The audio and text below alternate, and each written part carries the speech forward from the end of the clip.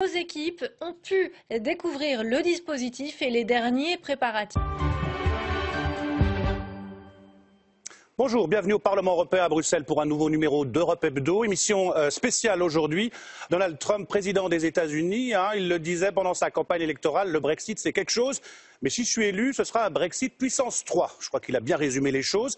L'Union européenne est un peu sonnée. Que et comment réagir? On en débat avec nos invités aujourd'hui. Nicolas Bay, bonjour. Vous êtes eurodéputé français, secrétaire général du Front National. Ici au Parlement européen, vous siégez au groupe Europe des Nations et des Libertés. Face à vous, Richard Corbett, bonjour. Vous êtes eurodéputé britannique.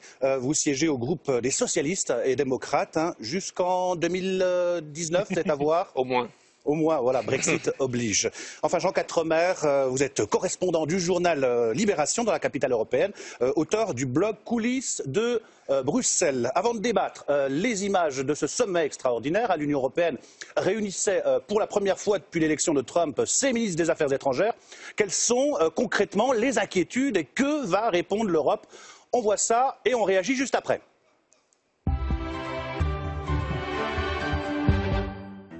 Sommet extraordinaire à Bruxelles. Donald Trump, président des États-Unis. Ici, tous ne sont pas inquiets. Certains ont même dû pousser des cris de joie après la victoire du candidat républicain. Viktor Orban, le très à droite Premier ministre hongrois, tout comme le Parti conservateur au pouvoir en Pologne, très Trump compatible. Ou encore Boris Johnson, le Britannique, Mr Brexit. Donald Trump, comme je l'ai déjà dit, est quelqu'un avec qui on peut discuter. Je pense qu'il pourrait être une bonne chose pour la Grande-Bretagne, mais aussi une bonne chose pour l'Europe.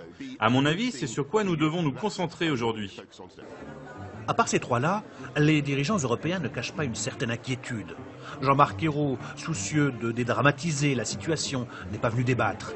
Mais il est très inquiet pour l'accord de Paris sur l'environnement. L'Allemagne craint pour les accords commerciaux qui pourraient être gelés. Un point fait l'unanimité, si Donald Trump a affirmé vouloir se désengager de l'OTAN, c'est peut-être le moment de créer une véritable défense européenne, plus autonome. Ce dont il est question aujourd'hui, c'est l'autonomie stratégique de l'Europe, capable de décider elle-même des enjeux de sécurité, que ce soit évidemment dans le cadre de l'Alliance Atlantique, voire dans le cadre d'une coalition, voire dans le cadre des Nations Unies, voire elle-même. Je pense en particulier à l'Afrique.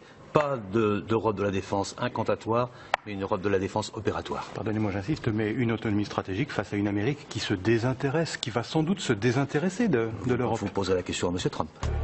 Poser la question à M. Trump ou à son ministre des Affaires étrangères, c'est ce que fera Federica Mogherini. Le monde continue de tourner, l'Europe continue, les crises aussi, mais également les occasions que nous pouvons saisir, donc nous n'allons pas rester les bras croisés. La chef de la diplomatie européenne se rendra à Washington avant le 20 janvier, date de la prise de fonction du nouveau président américain, pour faire part des préoccupations européennes. On va faire part des préoccupations européennes. Question toute simple, cette élection de Donald Trump, un président américain isolationniste, tant sur le plan commercial que sur le plan militaire, est-ce une bonne chose ou une menace pour l'Europe? Nicolas Bay? Moi, je crois que c'est une bonne chose pour la France, c'est une bonne chose pour les nations européennes que les États-Unis défendent leurs intérêts, bien sûr, et je crois que le peuple américain ne s'y est pas trompé en choisissant Donald Trump plutôt qu'Hillary Clinton, mais la bonne nouvelle dans l'élection de Donald Trump, c'est qu'on ne va plus avoir probablement au cours des prochaines années, des États-Unis d'Amérique qui, en toutes circonstances, font la leçon à la terre entière, interviennent à tort et à travers, semant le chaos et parfois même la guerre. Je crois que le fait que Donald Trump ait exprimé pendant sa campagne, avec beaucoup de nuances, contrairement à ce qui a pu être caricaturé ici en Europe, sa vision des relations internationales, respectant les autres grands ensembles, les autres grands pays, soucieux aussi de résoudre les conflits au Moyen-Orient par un partenariat, par un dialogue avec la Russie qui avait été largement rompu aussi bien par les États-Unis que par l'Europe au cours des dernières années, c'est plutôt une bonne nouvelle. Et ce que je vois aussi d'ailleurs, c'est que ceux qui s'inquiètent de la victoire de Donald Trump sont les mêmes qui s'est inquiétés du Brexit, c'est-à-dire qu'ils s'inquiètent que les peuples ne choisissent pas les candidats qui leur ont été prédéterminés par la caste. Richard Corbett, c'est un Brexit puissance 3, cette élection? En tant que surprise, oui. Mais quand j'entends que M. Trump parle avec des nuances, ça c'est une grande surprise. Parce que sur les questions internationales... il n'est pas très nuancé. Il dit oui, parce que, un jour une chose et l'autre jour quelque chose de très différent. Sur les questions internationales, excusez-moi, il a rompu avec le côté américain. Je vois la tactique du Front National, c'est d'interrompre les gens pour qu'ils puissent pas être entendus. Ça, on connaît. M. Trump a fait la même chose d'ailleurs en Amérique. Il était connu pour ça. Mais quand vous dites qu'il a été élu par le peuple américain qui a fait un choix dans une certaine direction, n'oubliez pas que Mme Clinton a eu plus de voix que lui. C'est à cause de leur système de collège électoral qu'il a pu prendre la présidence. Donc, je ne sais pas si le peuple américain, en conscience de cause, a choisi d'aller dans une direction telle que vous le décrivez. Excusez-moi, Jean Quatremer. On va faire le tour de table. Jean Quatremer, une bonne chose. Écoutez, une opportunité c'est la première fois que l'Union européenne se trouve confrontée à un président américain isolationniste depuis la Seconde Guerre mondiale. Après la Seconde Guerre mondiale, les Américains, après avoir pas mal hésité, ont décidé de soutenir la construction communautaire parce que leur idée, c'était que les peuples européens fassent la paix, apprennent à travailler ensemble et qu'ils n'aient pas à intervenir une troisième fois sur le continent. Là, on se retrouve avec quelqu'un qui dit simplement « je vais faire mes propres affaires dans mon coin » et surtout, je suis opposé à la construction communautaire. Je vous rappelle que le 24 juin, Donald Trump est venu en Grande-Bretagne, en Écosse, pour inaugurer un golf d'ailleurs, parce que c'est un businessman milliardaire, il ne faut quand même pas l'oublier, c'est pas un homme du peuple, qui a hérité lui-même de ses parents, et il est venu en disant que c'était quelque chose de fantastique. Et donc ça, c'est le Brexit. Le Brexit. Et donc c'est quelque chose, pour nous, comme diraient nos amis britanniques, c'est un challenge. C'est-à-dire comment on va faire pour la première fois, traiter avec l'allié américain qui, non seulement se préoccupe plus vraiment de nous, mais en plus est plutôt opposé à ce que nous sommes en train de faire sur le territoire européen. Et ça, c'est un vrai danger. Alors, est-ce que les Européens vont être capables de réagir tous ensemble? Dans votre reportage, vous l'avez bien montré, parmi les 27 ou 28 pays, si on garde la Grande-Bretagne, c'est encore là pour 2 ans, mais en disant parmi les 28... Il y en a qui ont sabré le champagne aussi. Oui, il y en a qui ont sabré le champagne, mais ceux qui ont sabré le champagne, c'est ceux qui bientôt vont arrêter de sabrer le champagne. Parce que si jamais Donald Trump fait payer les pays qui accueillent des troupes américaines ou décident de retirer ces troupes, eh bien nos amis Orban, les Polonais, etc. vont se retrouver tout seuls face aux Russes. Et là, à mon avis, on va entendre une autre chanson. Alors les causes qui ont conduit à l'élection de Trump, elles existent en Europe, désindustrialisation, des classes moyennes oubliées par la mondialisation, rejet de l'immigration. Nicolas Bay? Oui, je crois qu'il y a plusieurs raisons. Je voudrais répondre en un mot très rapidement à M. Corbett et M. Quatremer. On a l'impression que chez les eurocrates, chez les partisans de l'Union européenne telle qu'elle s'est construite depuis quelques décennies maintenant, il y a une espèce de panique à l'idée que les États-Unis cesseraient leur tutelle sur l'Union européenne. Mais ça, c'est une bonne nouvelle. Ça voudrait dire qu'enfin, les nations européennes vont retrouver leur liberté. On a vu d'ailleurs à quel point cette tutelle des États-Unis oui, je crois que le mot n'est pas trop fort, parce que quand on voit les technocrates européens qui, en toutes circonstances, essayent de satisfaire les intérêts américains, par exemple contre la Russie, alors que c'est contraire à tous nos intérêts au cours des dernières années, on a la démonstration finalement d'une absence de volonté politique autonome des Européens. Et je crois que c'est l'un des problèmes majeurs de la construction européenne. Ensuite, si je ne vous ai pas interrompu, donc soyez gentil de ne pas m'interrompre non plus. Sur la défense européenne, c'est intéressant ce que vous dites, parce que c'est vrai ce que vous dites, que les États européens se vivent non pas sous la tutelle, mais sous le parapluie américain. Et ils en profitent, et ça, vous avez 1000 fois raison. Mais ce n'est pas les eurocrates, parce que les eurocrates, en l'occurrence, ils n'ont pas vraiment ils n'ont pas du tout de compétences. Vous savez, quand vous voyez les Néerlandais, les Italiens, les Belges bientôt, qui achètent des F-35, au lieu d'acheter américains, au lieu d'acheter du matériel européen, il y a un choix qui est fait par les nations. C'est pas un choix qui est fait par les eurocrates. Mais parce que ce sont des peuples libres et qu'il peut y avoir aussi des accords bilatéraux. On n'est plus capable d'envisager, autrement que dans le cadre des traités européens, les relations entre les nations. Il peut y avoir tout simplement, c'est ce que Theresa May est en train de mettre en place, des accords de libre-échange bilatéraux avec tous les pays avec lesquels la Grande-Bretagne a intérêt à avoir des accords commerciaux.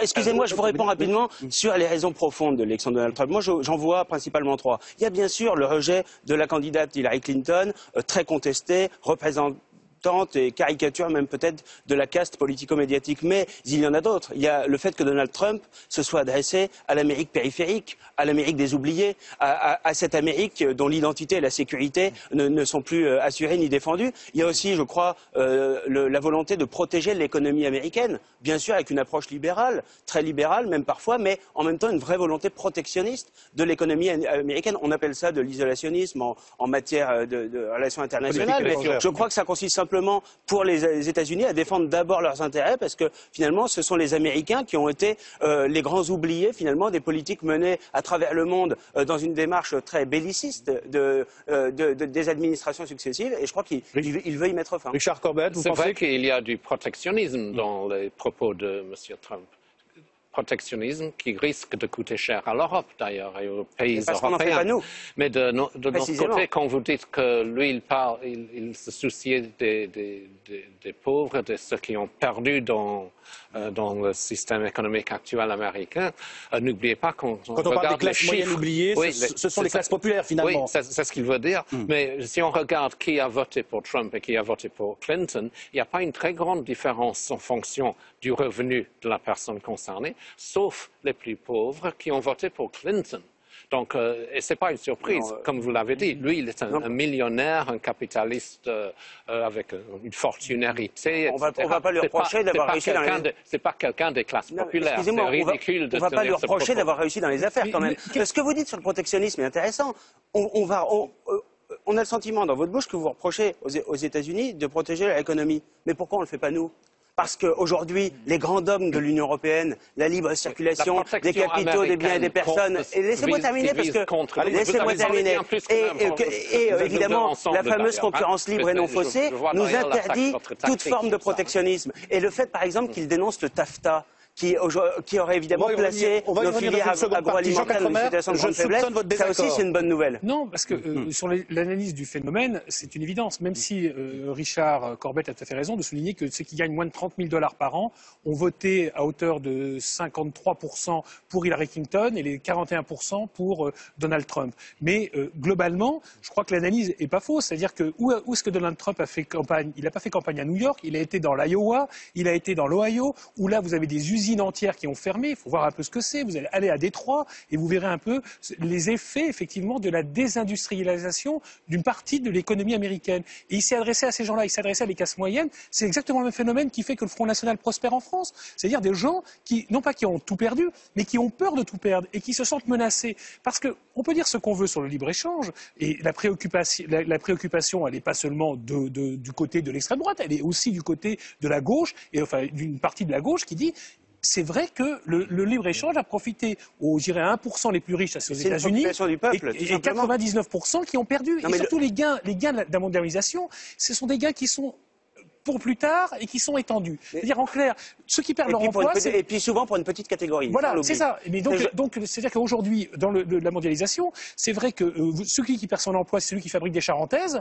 Et demain, effectivement, peut-être, mais souvent, c'est notamment, vous savez, ceux qui fabriquaient les grille-pains, les bas, etc., qui tout ça est parti en Chine ou au Bangladesh. Et donc c'est des gens qui ont perdu leur emploi et que peut-être un jour, il y aura de nouveaux emplois créés. Et c'est ce gap-là, et on n'arrive plus à convaincre. Il faut qu'on change le logiciel global de l'Europe en matière de libre-échange. Et ce n'est pas un hasard.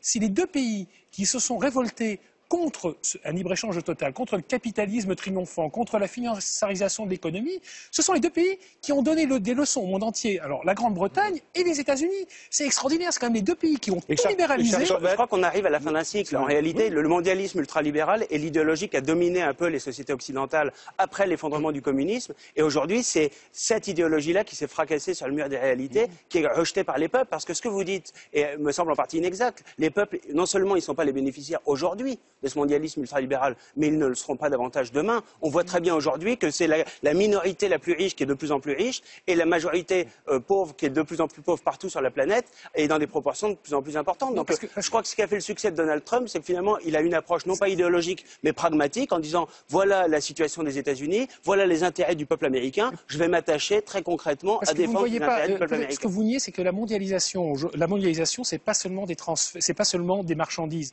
Par exemple, il y a une mondialisation que vous ne voyez voyez pas, mais qui crée de l'emploi, qui est la mondialisation du numérique. C'est un truc énorme. Et c'est là où vous créez de l'emploi. Les start-up, le numérique, les GAFA, etc. Vous confondez deux choses différentes. Et donc, ça, c'est de l'emploi de demain. C'est ça qu'on est en train de Oui, mais vous confondez la mondialisation et le mondialisme. La mondialisation, c'est une réalité, bien sûr. Les échanges sont de plus en plus faciles, de plus en plus rapides, et les déplacements, y compris des êtres humains à travers la planète, etc. Et c'est sans doute une bonne nouvelle, ça c'est le progrès. Mais le mondialisme, c'est l'idéologie qui consiste à faire de cette mobilité un objectif en tant que tel. Alors qu'en réalité, cette mobilité, elle doit être un outil au service du bien commun, au service de l'intérêt général. Oui. Alors, Richard Corbett, tout le monde peut être d'accord avec ça. Hein? Et vous parlez avec beaucoup de clichés. Mais en fait, si on regarde ce que nous faisons au niveau européen, nous avons un marché au niveau européen. C'est le plus grand marché au monde. Mais crucialement, c'est un marché qui est réglé avec des lois pour protéger les consommateurs, pour protéger les travailleurs, pour protéger l'environnement, pour avoir une compétition fair. Les travailleurs détachés, par exemple. C'est la concurrence déloyale à l'intérieur. L'Union européenne, il y a 2 milliards par jour d'échanges. Ça ne va pas changer, ça, avec l'élection de Donald Trump. Il y a quand même des fondamentaux qui restent. En Europe, on doit essayer de garder ça, parce que notre marché est équilibré, il est libre, mais avec des règles pour protéger les gens. C'est ça que les néolibéraux et l'extrême droite n'aiment pas avec l'Europe. Parce qu'eux, ils veulent le libre-échange sans règlement, sans protection. Non, au contraire. Non, mais excusez-moi, mais vous racontez n'importe quoi. Aujourd'hui, les nations européennes, elles ont commercé avec le monde entier bien avant que ce soit encadré par les traités européens. Ce que vous dites est faux, puisque la concurrence déloyale, elle est même organisée à l'intérieur de l'Union européenne avec les travailleurs détachés. Votre groupe, Monsieur Corbett, comme d'ailleurs le groupe PPE, c'est-à-dire les deux gros groupes qui dominent l'hémicycle du Parlement européen, ont voté les travailleurs détachés, c'est-à-dire la concurrence déloyale à l'intérieur de l'Union. Ce sera l'allié de Donald Trump en Europe, on sait. Le Premier ministre britannique. Madame May, on ne sait rien de ce qu'elle veut. C'est ça qui vous inquiète, en fait. La tragédie pour vous, c'est de voir la Grande-Bretagne défendre à nouveau ses intérêts, c'est-à-dire avoir des accords commerciaux, de l'échange avec les pays avec lesquels elle a intérêt à en avoir, y compris sans barrière douanière. Mais vous savez, le libre-échange, il peut exister hors de l'Union européenne. Je vous propose de revenir sur les préoccupations européennes, messieurs, face à Donald Trump. Les Européens redoutent le saut dans l'inconnu, vous en parliez. Les dirigeants de l'Union européenne craignent la mise à mal des accords sur le climat ou le nucléaire iranien, de même que la position américaine sur le conflit syrien et les traités commerciaux. Le point avec Béatrice Finzon.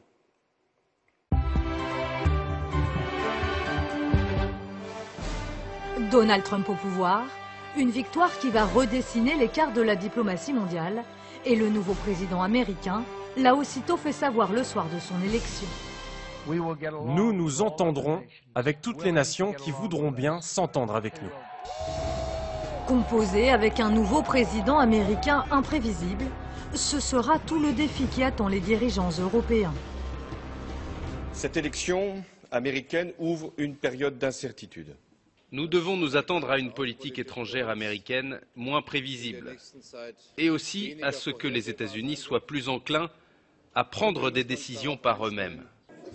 Première incertitude, sur le rôle de gendarme du monde. Donald Trump l'a répété pendant toute sa campagne. Il veut rompre avec la politique interventionniste traditionnellement menée par les Américains, quitte à laisser le champ libre à la Russie de Vladimir Poutine, et pas seulement dans la guerre contre la Syrie et l'Irak. Oublions l'affaire de la Crimée, laissons totalement libre cours aux Russes en Ukraine. Est-ce que Donald Trump va aller jusque-là pour se concentrer sur son programme américano-américain et donc laisser Poutine avoir le champ libre dans sa zone d'influence? Incertitude également sur les accords ou négociations en cours. Que deviendront les discussions commerciales du TAFTA ou encore l'accord sur le nucléaire iranien? Même inquiétude sur l'avenir de la COP21 et l'accord de Paris signé en décembre dernier. Difficile d'appliquer l'accord avec un futur président américain climato-sceptique, même si Ségolène Royal se veut résolument optimiste. Il ne peut pas, contrairement à ce qu'il a dit, dénoncer l'accord de Paris, puisqu'il ne peut pas empêcher sa mise en œuvre. Et d'ailleurs, les entreprises américaines sont les premières à se dire qu'elles vont bénéficier de l'accord de Paris au sens où il faut investir dans les filières économiques du futur et dans la finance verte. Autre impact de l'élection de Donald Trump sur le Brexit. Le gouvernement britannique, chargé d'assurer la sortie du Royaume-Uni, s'est trouvé un allié de poids avec celui qui s'est autoproclamé Mr Brexit. pendant toute la campagne, il y a eu une relation particulière entre Trump et le Royaume-Uni de Theresa May, et entre Trump et le Royaume-Uni qui a fait le Brexit. Du côté de Theresa May, c'est la seule dirigeante européenne qui n'a pas eu de mots méchants, de mots désagréables à l'encontre du candidat Trump. Donc elle peut espérer avoir des relations privilégiées, des relations particulière avec Donald Trump. On sait qu'elle était un peu empêtrée dans ce chemin difficile de sortie de l'Union européenne. Elle compte sur Donald Trump pour assurer la sortie du Royaume-Uni de l'Europe. Enfin, l'élection de Donald Trump risque de donner des ailes aux partis populistes européens. Des élections cruciales auront lieu dans les prochains mois, en Autriche, en Italie, aux Pays-Bas, en France et en Allemagne, et tous ces partis comptent bien profiter de l'effet Trump.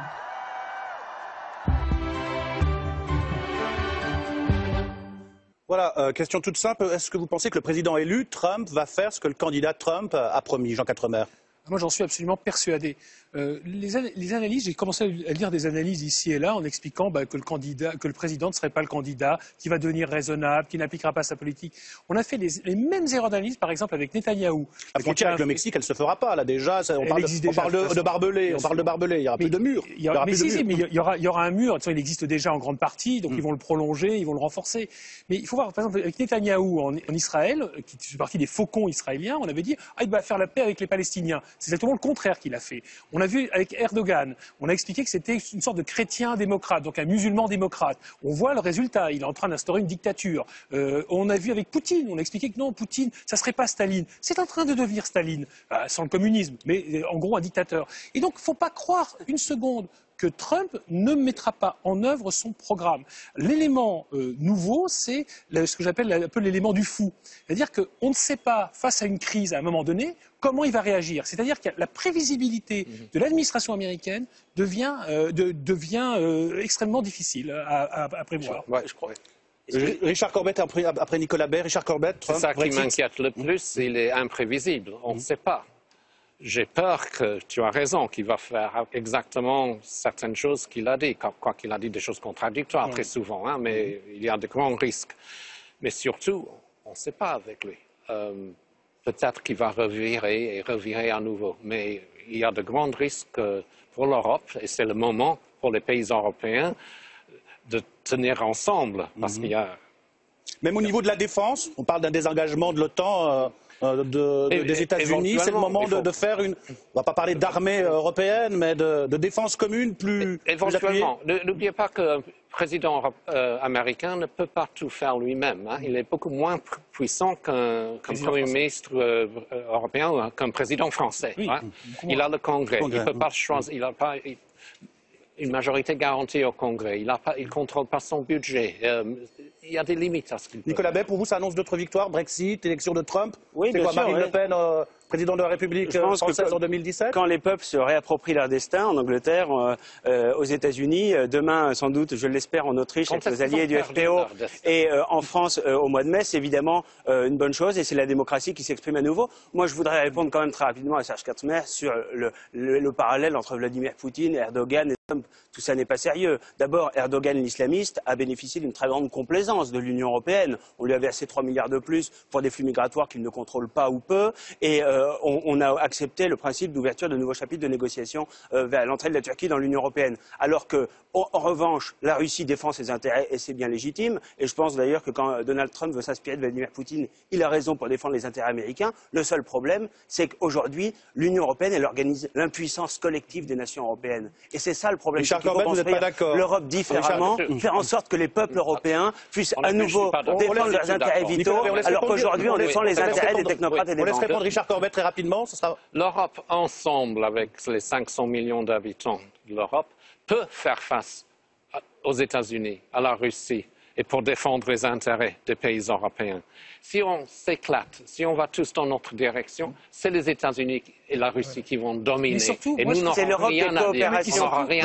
C'est l'Europe, excusez-moi, mais c'est l'Europe des coopérations, c'est l'Europe des nations libres qui assure la puissance collective des nations européennes. Que vous ayez une vision nationale, c'est pas contestable, mais quand vous expliquez que les peuples se réapproprient leur destin, comme si on passait de la dictature à la démocratie dès lors que vos candidats gagnent, c'est gênant, parce que ça veut dire que vous contestez la démocratie. Donc si demain Marine Le Pen perd, c'est ce que vous... Non, je ne conteste pas la démocratie, parce que moi, contrairement à vous, je ne suis pas pris de panique par l'élection de Donald Trump. Quand Donald Trump a dit qu'il contesterait l'élection si jamais il n'était pas élu, ça en dit long sur la façon dont les populistes voient la démocratie. La réalité, c'est ce qu'il a dit, il l'a écrit. Quand Jean-Claude Juncker nous explique qu'il n'y a pas de démocratie hors des traités européens, là, on est en pleine dérive dictatoriale. Parce que la réalité, le général de Gaulle, je crois, l'avait dit, c'est que les traités européens, les traités, lorsqu'ils sont mauvais, ils sont faits pour être déchirés. Non, et que les traités, quand ils sont mauvais, on peut en sortir. C'est ce qu'a fait la Grande-Bretagne. Et personne n'a empêché la Grande-Bretagne de sortir. Et personne n'a envoyé l'armée européenne pour retenir la Grande-Bretagne. J'ai entendu ici même, il n'y a pas eu de guerre de sécession. Ici même, dans l'hémicycle du Parlement européen, les eurocrates, qu'ils soient du PPE ou du groupe SED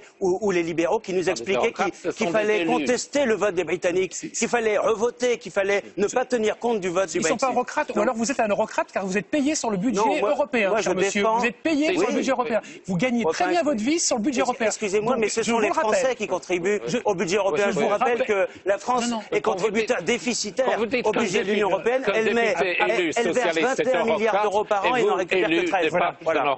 C'est quand même l'hypocrisie totale. Merci à vous trois pour ce débat enlevé. Est-ce qu'on peut faire un combat debout au milieu, là? Non, merci à vous trois, en tout cas d'avoir accepté notre invitation et d'avoir débattu ensemble. Merci à vous de nous avoir suivis. C'est la fin d'Europe Hebdo. Bonne suite des programmes sur les chaînes parlementaires. Bye bye et pas de combat de boxe, s'il vous plaît.